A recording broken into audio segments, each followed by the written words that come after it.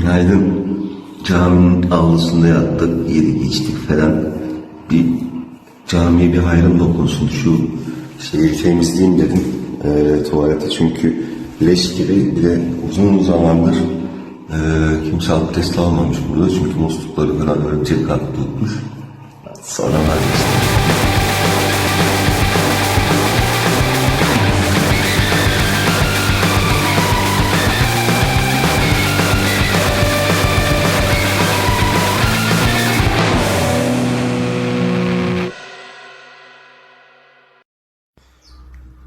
Telefonum %100 olunca çıkacağım. Hani dün yolda bir mezar taşı gibi bir garabet görmüştük ya. Bir siz misiniz lan bu yolu yürüyen? Burada kayayı bir de mermer yapmışlar bak. Mermer yapmışlar bir de.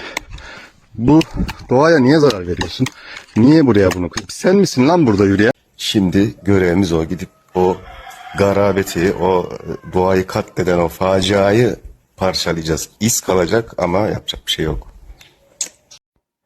Operasyon tamamdır arkadaşlar. Dün küfrettiğim adamlar vardı ya.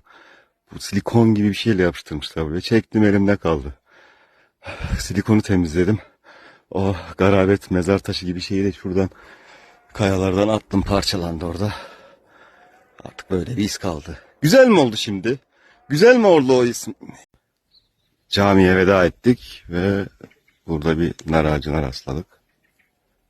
Toplamamışlar, çürümüş maalesef. Ben sevmem böyle bahçelerden meyve almayı ama bunu alacağım artık. Çünkü ben almasam çürüyecek. Bu benim.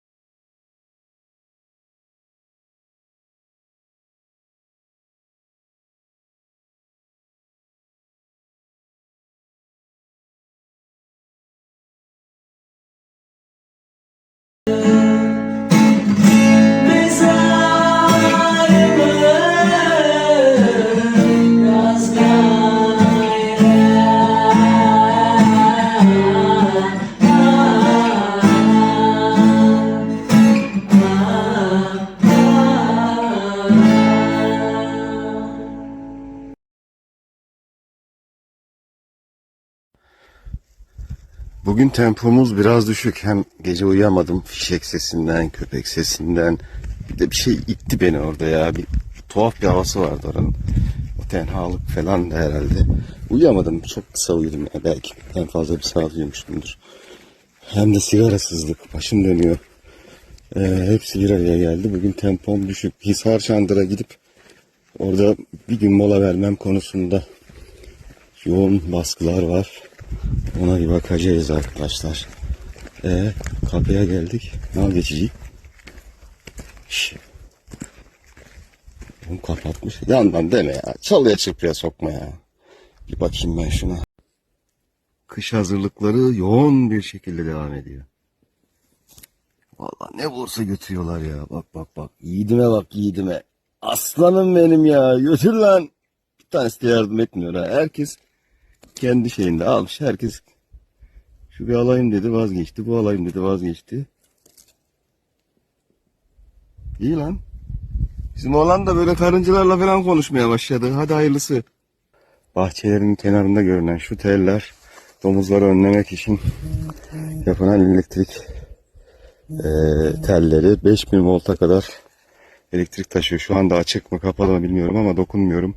Yolda aksi gibi tam bunun dibinden gidiyor. Dikkat edeceğiz artık. Elektrik var şurada yani 5000 volt. Ya. Evet, ilk düşmemizi gerçekleştiriyor arkadaşlar. Şöyle bir şey. İyi, bu kol bayağı falçatalı oldu ha, şuna bak. Bir buradan bir buradan. O elektrik direğinin kenarından gitmiyor. GPS yine yanılttı beni. Gecikmeli mi geliyor, başka bir şey mi oluyor? Önce orayı gösteriyor. Oraya yürüyorum. Sonra bir bakıyorum alakasız bir yere gitmişim. Tuhaf. İşaret yok tabi burada. Taş maş hiçbir şey yok burada. Baba ayak izleri vardı. Onlardan patikayı buldum tekrar, hem de GPS'le bir daha. Tekrar çık geri gir, ondan sonra düzeliyor gibi bir şey var işte. Çandır çayı da tekrar buluşacağız birazdan. Gidip onu bulalım hadi. Pür dolu minnoş bir patika. Geçer gideriz diyoruz ama şuraya bakabilir misiniz? Küçük bir hata. Hop. Bir de pür var. Kaygan bir şey. Yani buradan geçmeyeyim. Aksiyon aramayayım. Şuradan geçeyim dedim. Orası komple pür. Daha beter yani, orası kaygan. Buradan devam ediyoruz. Hadi bakalım. Karşıya geçince haber ederim. Wow. Bir kar. Az önce bir sarı bir bebek geçti. İngiliz değil, İngilizce benziyordu ama İngilizce, yani İngiliz değil İngilizcesi. Do you smoke diyecektim, diyemedim. Şimdi bu adam dağ bayır gezen adam, sigara mı içer? Avrupalı dedim. Congratulations dedik. Birbirimize devam ettik. Ya bu dağın başında obanın artık İngiliz mi, Avustralyalısı mı, Makedonu mu, buralara rastlıyorsun. Ama yurdum adamına bir tane bile rastlamadık şu anda kadar, yürüyüşçü olarak. Kampçı rastladık. Yürüyüşçü olarak rastlamadık. Öyle bir durum var burada. O çocuk devrilmiş ağaçtan bahsetti. Yani devrilen ağaçlar mı dedi, öyle bir şey dedi. Bunu mu kastetti acaba böyle? Şu ağaca baksana nasıl duruyor bu ya?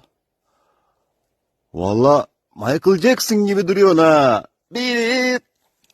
Just beat it. Neydi lan o? Beat it. Çam dünyasının Michael Jackson ilan ediyoruz seni. Keklik gibi kanadını süzmedim.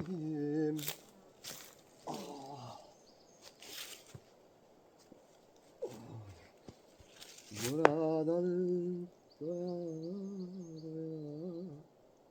gezmedim. Bu kara yazıyı kendim yazmadım. Alnıma yazılmış bu kara yazı. Kader böyleymiş ağalar. Kader böyleymiş ağalar. Yürümeyi severim ey.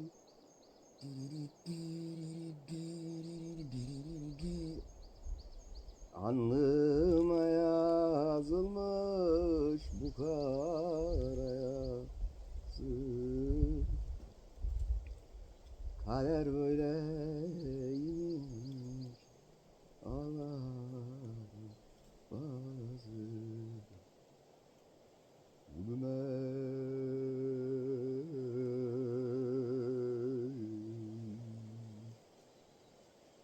Severim ey. Hani alkış? Sağ olun. Beni sizler yarattınız. Gitsek mi, ne yapsak ya? Sigara yok ya. Kağıtsız sigara nasıl sarılır bilen var mı? Bilenler yoluma yazsınlar. Ve yine bir devrilmiş ağaç. Likya yolunda. Yine rota bizi oraya götürdü. Hocam iyi güzel böyle alttan üstten atraksiyon yapması, kameraya şuraya koyup çekmesi ama ben üzülüyorum devrilmiş ağaç görünce. Şu ağaca bak, daha Gencecik. Kocaman ağaç gitmiş. Üzülüyorum ben. Bakınca burada bir atraksiyon, eğlence göremiyorum. Beni devrilmiş ağaç rotalarına sokmayınız, Likya yolu. O zaman kendin bir rota bul diyeceksiniz. Onu da yaparız ya. Niye? Olabilir yani. 2 harita çizilebiliyor. Parkur kaydedebiliyor. Deneriz.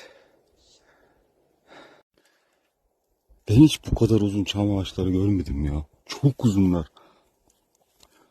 Kaç metre şimdi bilmiyorum da bayağı uzunlar ya, maşallah. Şimdi bir bilgi daha paylaşayım sizinle. Likya yolu eskiden Hisar Çandırı dediğimiz yerde bitiyormuş. Daha sonra bunu Geyikbayırı'na doğru uzatmışlar. O yüzden bu kısımda şu tarz işaretler çok az. Yani diğer kısma göre. Yani bu Hisar Çandır Geyikbayırı arası çok popüler olmamakla birlikte işaretleme baba konusunda da sıkıntıları var. O yüzden zor bir parkur. Tavsiye eder miyim? Yani böyle ekstrem zor bir şey, trekking mi diyorlar ona. Öyle bir şey arayanlar için iyi.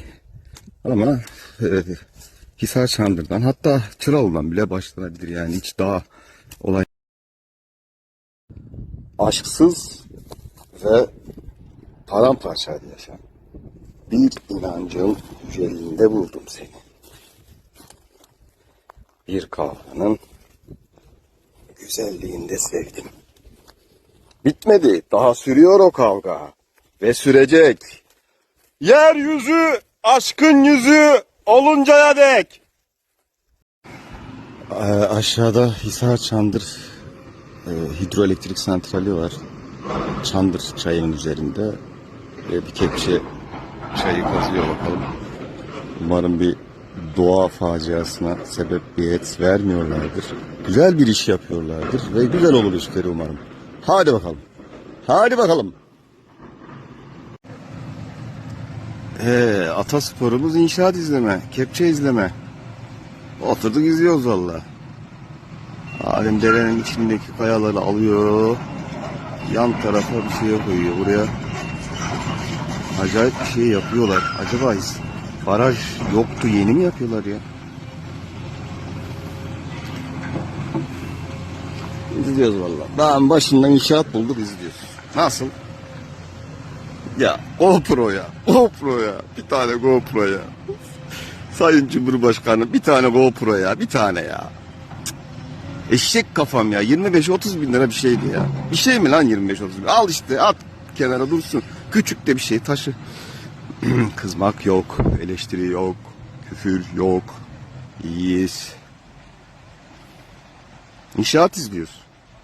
Buyurun gelin inşaat izleyek vallahi, atasporu. There's a lady who is sure all the getters is gone, and she's buying a stairway to heaven. Çandır çayıyla tekrar buluşacağız birazdan. Eğer inşaat dolayısıyla oraya girişi kapatmadılarsa tam onun içinden, ortasından geçeceğiz gibi hatırlıyorum ama hadi bakalım bir gidelim. Bu pür olayı çok sıkıntı arkadaşlar. Aklınızda olsun. Bu çamların iğne yaprakları var ya, onların kuruları çok kaygan oluyor. Bir yöntem denedim. Güzel oldu. Böyle onu ayağımın ucuyla toplaya yürümeye çalışıyorum. O zaman sanki biraz iyi oluyor. Baba var. Babalar var orada. Siz göremiyorsunuz ama babalar var. Gördüm ben. Hadi ben onları yakalayayım. Şimdi hatırladım. Şurada duvarda bir merdiven var. Görebiliyor musunuz? Bakın şu. Yangın merdiveni gibi bir şey bu. Rota buradan gidiyor. O yangın merdiveninden çıkıyor ama ben o yangın merdiveninden çıkamam. Hiç uğraşamam. Başka bir yol bulacağım şimdi. Aşağıdan veya yukarıdan. Şuraya bir ineyim de orada bir bakayım. Aha. Ukrainian people göründü. Şuradalar. Bu niye zoomlamıyor ya? Neyse, şu arabanın önünde 2 yürüyüşçü var ya. Onlar oraya nasıl gitti ya? Onlar değil mi? Bakayım. Galiba onlar olması lazım ya, evet. El salladım. Görmedi mi? Slav Ukraine. Ukrainian people gidiyor, yaşasın. Yol arkadaşlarım önden rotayı takip ediyorlar. Ben de gideyim de şu suya bir batayım ya. Neyse ben de şimdi ya bu yangın merdivenini deneyeceğim ya da şuradan bir yol bulacağım. Oradan çıkamam çünkü ya bu merdivenden. Bakalım. Amcalar tozutmasa ben buradan güzel su içecektim. Suyumu dolduracaktım. Çimeceğim. Neyse onlar da güzel bir iş yapıyor. Buraya baraj falan bir şeyler var herhalde ya. Bir olaylar var burada. Gideyim de şu dayıdan bir sigara isteyeyim ya. Onda kesin vardır. Bakın içine. Hiçbir görünmüyor ama tam net beyaz saçlı. Vardır bunlar sigara içiyor.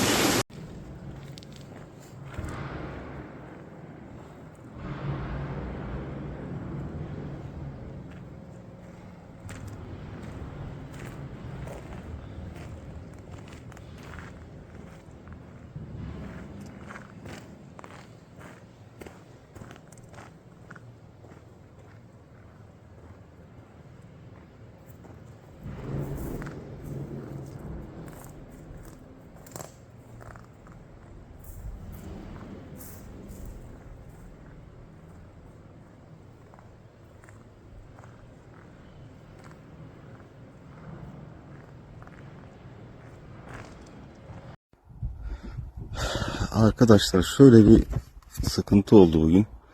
Çitdibi ile Hisar Çandır arası haritada çok yakın görünüyor. O yüzden ben orayı çok önemsemedim. O iki köy arasındaki mesafeyi. Çok yakın görünüyordu. O geçilir dedim.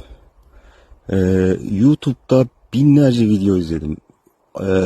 Böyle uyduruk Reels'ları bile izledim. Shorts'ları bile izledim. Ama hiç kimsenin Çitdibi ile Hisar Çandır arasının bir günlük bir parkur mesafesi olduğunu söylediğini duymadım yani. Çitdibi Hisar Çandır arası profesyonel yürüyücüler bir günde anca yürüyebilirler. O yani. Müthiş bir Çitdibi'ne iniyorsun aşağı. Müthiş bir iniş. Ve şu anda yukarıya doğru çıkıyorum. Müthiş bir çıkış yani. Orada bir demoralize oldum. Bir de düştüm. Onun şeyi var. Suyum bitti. Su kaynağına da epey bir mesafe var daha. Şu anda Hisar Çandır'a doğru tırmanıyoruz. Ama iyiyim. Yani çok susadım ama iyiyim. Çok hata yaptım. Onları bir anlatacağım size akşam. Tecrübe olsun hepimize. Bir kere harita okuma. Haritayı doğru düz okumadım. Yani tutup da sen kuş bakışı mesafelerle niye kafanda bir plan çiziyorsun arkadaşım ya? Ben de bugün diyorum ki elma yanına kadar giderim belki falan diye düşünüyorum. Lan ne elma yanı? Benim bugün gelebileceğim mesela buraya şeymiş ya, şu baraj vardı ya hani, orasıymış yani. Ah, ilginç. Neyse gideceğiz, yapacak bir şey yok burada, hani uyuyamayız da yatamayız da, her gün böyle bir macera oluyor. Neden? Plansız davranıyoruz çünkü. Haritamızı iyi okuyacağız. Sabah erken kalkacağız. Gıdamızı iyi alacağız. Çünkü enerji lazım oluyor. Ben ağırlık yapmasın diye az gıda aldım. Yani az yedim. Çok da canım çekmedi ama enerji de azdı sanırım. Suyumuzu falan planlamamızı iyi yapacağız. Ama en önemlisi haritayı iyi okuyacağız. Erken kalkacağız. Yani planlamamızı kendimize göre yapacağız. Artık 4. gün mü oldu bugün? 4. gün bitiyor.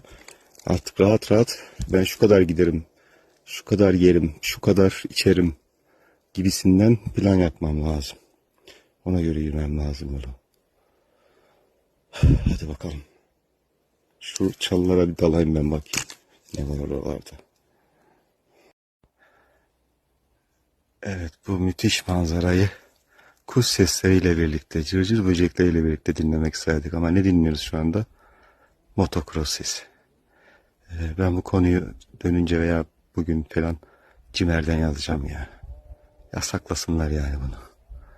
Şuna bakar mısın? Koskoca vadi, bir tane uyduruk motor. Çok uyduruk abi, de motoru görseniz Hizar motoru yani. Çocuğum oyuncak diye almam onu. Onunla dolduruyor yani. Bu da hani hiçbir şey eleştirmiyoruz, kızmıyoruz, etmiyorduk. Yorulunca sinirleniyorsun tabii. Sinirlenince de öyle oluyor sanırım. Bunlara da hakim olmak, duygulara da hakim olmak gerekiyor. Yürüyüşte. Yürüyüşte her şey planlı programlı olması gerekiyor ya. Ben de onu sevmiyorum arkadaşım. Yürüyüş yapıyoruz lan, keyif yapıyoruz şurada yani. Her şeyi planlayacaksın. Manzara nasıl? Hayat çok ilginç ya. Sabah onları gördüm ya. Onu yemeseydim, o bayağı bir soluydu çünkü. Çok güzel bir nardı. Şu anda herhalde şurada çivilerin alları diktiydim. Bir sonra gelen veya bir önce, neyse. Bunları anlatmayayım, sonra annem, teyzem, herkes şey yapıyor ya. Endişeleniyor. Anlatmıyorum bunları. Ama iki narı yemişim. Keşke nar biraz daha saydım. Az kaldı az. Su. Su. Ne kadar aciziz değil mi? Su olmasa yaşayamıyoruz ya. Kaç gün susuz yaşayabiliyorduk bilmiyorum yani. Su olmasa yaşayamıyor. Sadece biz değil, bu da, şu bak. Şu da yaşayamıyor. Şu da yaşayamıyor su olmasa. Hiçbir şey su olmasa yaşayamıyor. Hadi suyu geçtik. Gıda almazsak, yemek yemezsek yaşayamıyoruz. Oksijenimiz olmazsa yaşayamıyoruz. Bazı minerallerimiz, vitaminlerimiz olmazsa yaşayamıyoruz. Bu acizlik değil mi ya? Bence bu yaratılış bir hatalı, kusurlu bir yaratılış yani. Eğer Tanrı varsa ve bu dünyayı, işte bu evreni yarattıysa, bence onun yarattığı hatalı bir model bu. Belki de bir kenara attığı bir model yani. Kabul etmediği, hatalı, hani bu yanlış oldu deyip depoya kaldırdığı bir şeyiz bizi yani. Öyle olmalı. Çünkü her şeye bağımlıyız. Birçok şeye bağımlıyız. İşte haritada görünen su kaynağı. Kurumuş. Hacı bir şey hayratıymış. Gitmiş. Ne yapacağız? Hisar Çandır'a geldik herhalde ya. Biraz daha yürüyelim. Artık yapacağız. Su. Su. Şu boru niye var? Su yok da. Bu boru elektrik borusu. Ne borusu bu ya? Neyse biz gidelim Hisar Çandır'a doğru. Bir su bulalım. Markes direkt bakkala dalalım. Bir paket sigara. Bir şişe de su alalım. Sonra bakarız işimize. Hadi. Hadi. Hadi.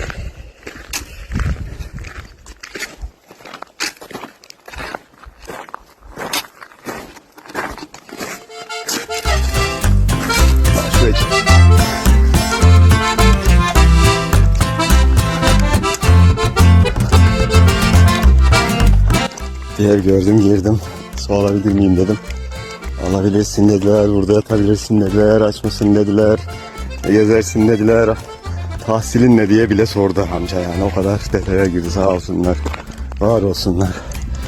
Bakkalı sordum, onu tarif edemediler, bir tek yanlış tarif ettiler, neyse. Yer bulamazsan gel burada yat dediler. Öyle. Bu sorunu böyle çözdük. Bu yerlerde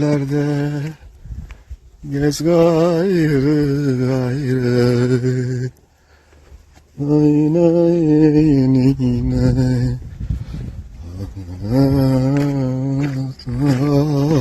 al bir kalema. Çantamı aşağıya bir yere bıraktım. Şimdi gidip onu bulacağım. Nereye koydum? Attım bir yere, koştum. Bakkal kapanmadan su mu alayım, kalacak yer sorayım diye. Şurada bir tane otel varmış bugün. Otele yerleşeceğiz herhalde. O da bilmiyorum, iteler mi, ben cebimde de para yok arkadaşlar. Ben 3750 TL ile bu yolculuğa çıktım. Şu anda kaç lira kaldı bilmiyorum. 3 gün falan kaldı herhalde. O civarda bir şey var cebimde. Bakalım. Bugün orada yatarım çünkü yıkanmam lazım. Bakkaldan biraz erzak aldım. Yarın işim. Bugün şu bungalov varmış şurada bir yerde. Yemek veriyorlarmış. 3000 lira dediler. Pazarlık mazarlık 2500 dediler. Şimdi gidince 2000 liraya kadar yollayacağız artık. Ya Babanın oğlu seni böyle dağ başında tutarsa öper. Öpecek, yapacak bir şey yok artık. Oraya varayım da 500 metre ileride ama yokuş. Hep yokuş ya. Şu yokuş neyse göremiyorsunuz. Beni öldürdü. Oraya gidelim bir çimeyim ben. Acil çimden de yemek yemem lazım.